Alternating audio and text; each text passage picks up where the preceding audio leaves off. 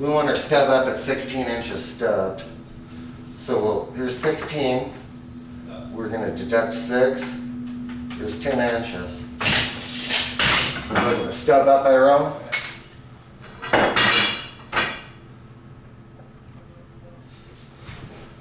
Pop this in. We'll make our bend. Heavy foot pressure. You control the pipe with your other foot. Sort of eyeball it here. Let's check it with a level. Magnetic torpedo levels are the best because then you can just stick them on. Now I way overbent this on purpose so you can see you don't have to worry about it because you just simply push back like that.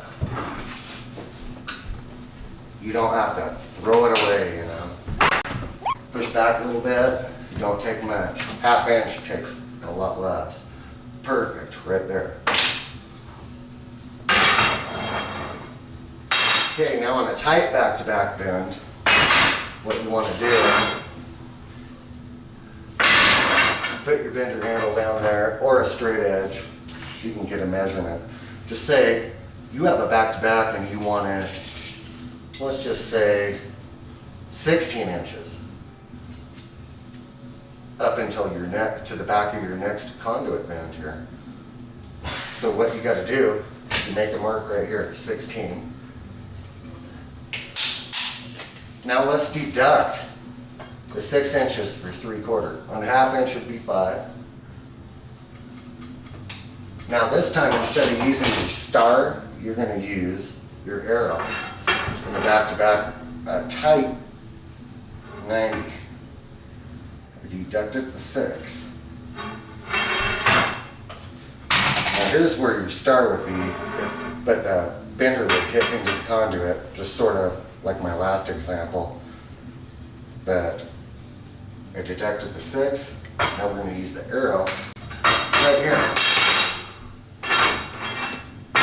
So what you do, get that right on the arrow.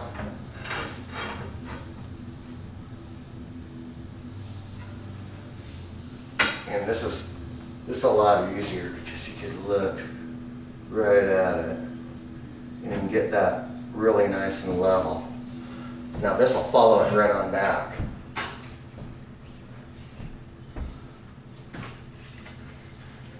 It's what we do for the tight one, and they're a lot easier to adjust to as well. Then you could even go like this.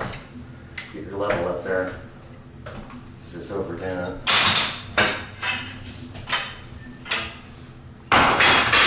And down here, and there's a nice tight one here.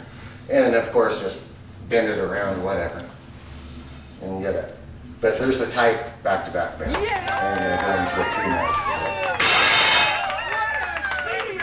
Anyway, there's that. There's the tight back-to-back, stub up 90s, all that. Very simple.